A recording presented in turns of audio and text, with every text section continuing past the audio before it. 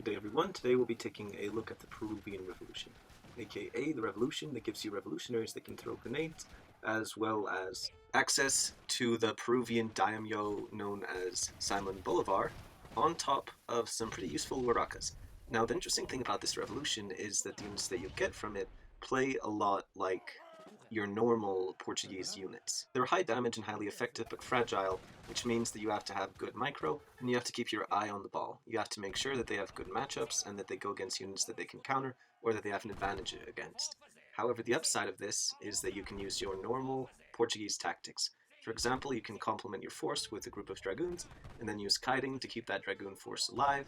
Well, you can have the rest of your force be made up of skirmisher type units, either your Peruvian Legionnaires or your Cazadores, or preferably a mix of both of those, which you can then back up by Dragoons as long as you have the coin, or your Maruchucos if you're a bit coin-strapped at the moment, and then you can use your Daimyo Simon Bolivar to make your units a bit less fragile, while also helping to reinforce your position by training in more Peruvian Legionnaires to replace your losses, and by acting as a mobile military drop-off points for your Gatling shipments. Like Gran Colombia and several other revolutions based on Central or South American countries, they have access to the outlaw economy, which means that their Maruchucos can train up cows and harvest from them.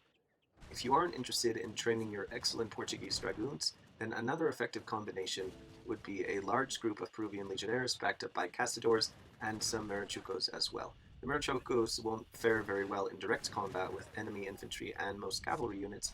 However, if they're switched into melee mode, then they can still be effective against enemy artillery. Additionally, you can use your Peruvian Legionnaires to act as a front line of sorts, because the Legionnaire units are a combination of a musketeer and a skirmisher. And while they may not have as many hit points as, say, a Ashigaru or a Ottoman Janissary or a British Redcoat, they still have a bonus against cavalry that charge in on them, and they have a decent amount of hit points, letting them soak up a lot of damage, and since they only cost food, and they can be trained at the battlefield by your Simon Bolivar daimyo, you can quickly refresh your losses, while you can keep your units that cost coin back behind them to rein in more firepower. And while your Huaraca would probably melt if they directly took several cannon shots, if your Huaraca are placed behind a line of Peruvian Legionnaires, and your Peruvian Legionnaires are able to soak up most of the damage, then your Huaraca, which act as a midpoint between a grenadier and a culverin, can still be effective at picking off enemy artillery. Additionally, your Peruvian Legionnaires, after you send the correct card, have the ability to throw grenades. This means that they can take out buildings faster than a musketeer would be able to, despite a musketeer's decent siege attack. Additionally, it means that they'll sometimes be able to cause damage to clumped up enemies or to enemy artillery if they're able to throw their grenades off. However, the Peruvian Legionnaires have been nerfed multiple times, so they will only throw their grenades when the opponent is within a certain range. If the enemy is too close or too far away, then they will instead use their decent ranged attack to deal ranged damage against the enemy. Which is one reason why it's good to have some cavalry on hand, so that if need be they can switch into melee and take out those opponents that have a high range resistance. For this reason, the Peruvian Revolution is a lot like a normal Portuguese lineup, where you have units that are very good at a certain task, but require aid from other powerful but specialized units in order to help protect them against other enemy units that would completely wipe the floor with them if they didn't have backup. That said, the combination of Peruvian Legionnaires, backed up by Cazadores, with a small group of some type of cavalry, can be an effective substitute for the normal go-to combo of your Portuguese Dragoons / Cazador with maybe some organ guns mixed in. The reason why is because your Legionnaires in sufficient numbers can stand in for any of these three units. They can counter enemy cavalry in melee, so they can fulfill the anti-cavalry role normally reserved for your Dragoons. Additionally, they have the ability to counter enemy infantry from range, which means that in a pinch, they can stand in for your Cazador. Also, they are very good at sieging down buildings, though they tend to be a bit better at countering enemy infantry than sieging down buildings. So, in sufficient numbers, they can also serve as a stand-in for your organ guns. This gives the Portuguese player a certain amount of flexibility, and it means that you can choose which of your three main unit types you sacrifice. Do you build a few less organ guns, and instead build a bunch of Legionnaires?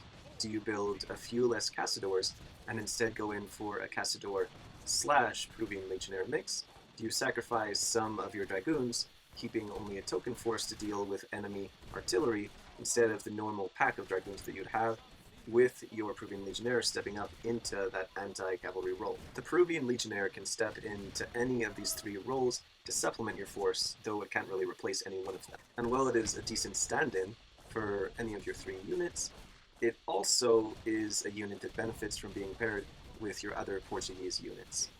For example, Cazador support will help them take out infantry, because Cazadors are more effective against infantry than your Peruvian Legionnaires, whereas support from culverins or mortars will help them take down buildings, because those units are better at taking out buildings, while support from Gatlings or organ guns will help them do better against mass infantry formations. And then against enemy cavalry, well, they can certainly hold their own against any sort of cavalry that get in too close. Having some Dragoons on hand, or Marochucos if you're coin-strapped, is usually a good call, since those ranged cavalry tend to be a bit better at taking out enemy artillery, and their mobility makes it easier for them to move in and take out fast-moving cavalry who might be circling around to take out your own artillery. The Peruvian Revolution isn't an easy mode revolution like Gran Colombia. With Gran Colombia, as long as you have enough resources saved up, you can simply keep on marching your musketeers into the mouth of the enemy while using your ranged firepower to pick off the enemy from afar.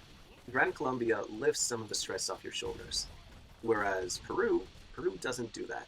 Instead, Peru doesn't change up the game at all. It doesn't give you a bunch of high HP units that you can use as meat sponges. Instead, it simply gives you 2 new tools that you can use to enact your master plan, while also fulfilling one hole inside of the Portuguese roster. Because the Portuguese lack good intermediate siege units, their grenadiers are lackluster, which is why the grenade throwing ability of the Peruvian Legionnaire comes in handy, and why the Huaraca is actually a decent unit to send via shipments, since it acts as a midpoint between a culverin and a grenadier. Because as the Portuguese, you can build culverins, but sometimes you need or want that infantry style of siege unit that only takes up 2 pop and can keep up with your other infantry. The Peruvian Revolution is all about long-range firepower.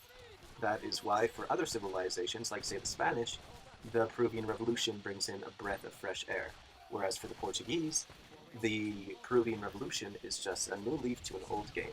As the Portuguese player, you're used to micromanagement, you're used to handling units that can dish out a lot of damage but might not have a whole lot of hit points, so the Peruvian Revolution's strength is largely dependent upon your skill as a player. So as a Portuguese player, you should be used to this, it should be right up your alley. And on the off chance that you go against an opponent that starts completely spamming falconets at a rate that you can't adequately protect against using just culverins, you can always flip the script on your opponent by using an unorthodox combination of your Marochuco and your Jeanette Dragoons.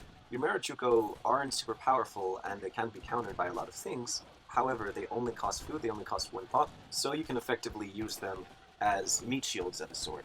If there are a bunch of halberdiers trying to protect the enemy's falcons, then you can just send in your Marochucos to die, while you then use your Dragoons to pick off the more valuable targets, and if your Simon Bolivar Daimyo is nearby, then you can use him to quickly spawn in some sneaky Huaraca, and the Huaraca can help to focus down enemy buildings like towers, or enemy artillery. Your Huaraca are smaller than your cavalry. They're not very big, they're not as easy to notice as a culverin, so your enemy might not even notice the threat that they pose until it's too late. So if you want, or if you need to, you can start off the battle with a highly mobile approach, sending in your Dragoons and your Marochuco to take out the enemy artillery, and then you can simply train Peruvian Legionnaires using your Daimyo like Simon Bolivar, and you can directly drop in Gatling guns and Huaracas onto the battlefield, using your Simon Bolivar as a mobile drop-off point. Don't forget that your Huaraca are only a midpoint between a Grenadier and a Culverin, their hit points being closer to that of a Grenadier than a Culverin. With that in mind, you don't want them to be the only unit on the front line. You want to make sure that you have some meat shields up front so that they don't get blown away like bowling pins, because you only get 6 of your Huaraca per shipment, so if they all get blown away by concentrated falconet fire, then it's going to take a lot of shipments to rebuild that mass. In contrast, your Marochuco can be quickly built, they cost nothing but food, so they are an excellent option to throw up as cannon fodder during falconet or artillery battles, so that your own Huaraca, or your culverins if you did build culverins, don't get blown away by the enemy artillery. Instead, you can send in your Marachucos, set them to melee, and then have them go in there to take the shots of the enemy, to go in there and cut the enemy to pieces, and to ensure that your more expensive units like your culverins, or your units that take a while to arrive, like your Huaraca, don't go up in smoke as soon as the enemy sends out that barrage of falconet fire.